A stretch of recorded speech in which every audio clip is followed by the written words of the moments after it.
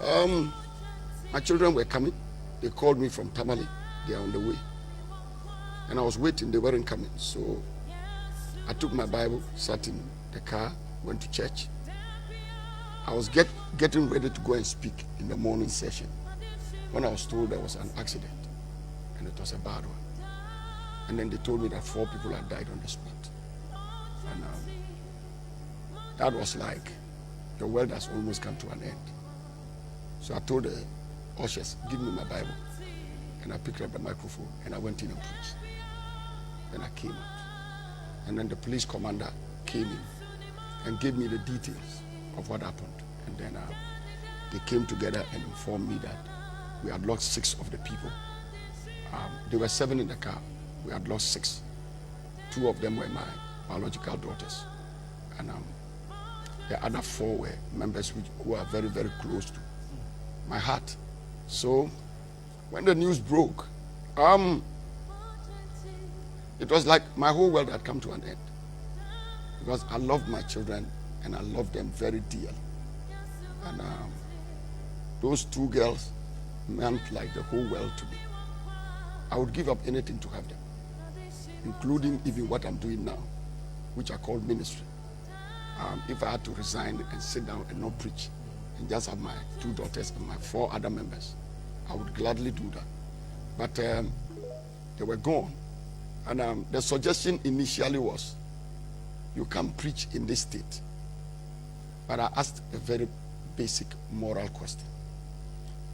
If it was 6 other people who were involved and my biological children were not involved, wouldn't I preach? They said, you preach. And I said, okay, then I'll preach. I will have to master this thing and preach so that people will not have traveled here in vain. If the grace is not available, I will not pretend. But if God gives me the grace to do the preaching, let me do the preaching. And let's get that out of the way. And then if we do the morning. I remember the day my daughter was kidnapped. We are still trying to establish who kidnapped her and where she was. I was to preach that evening in Eket. I told Mama, get in the car. She said, we have not yet heard about Jael. I said, don't worry, we'll hear about Jael. I'm preaching this year.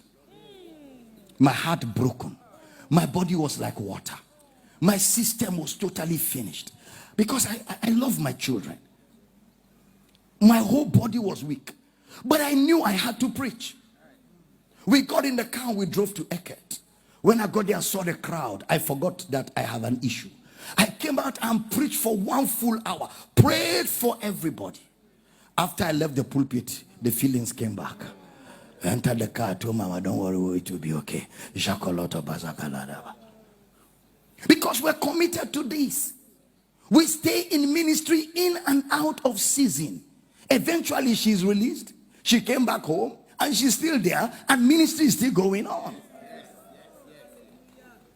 I have no moral right to tell you, in spite of trial, stay in the ministry, if I can go through trial and not stay in the ministry.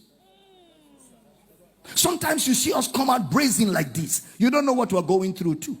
Every one of us goes through. There's nobody that doesn't go through.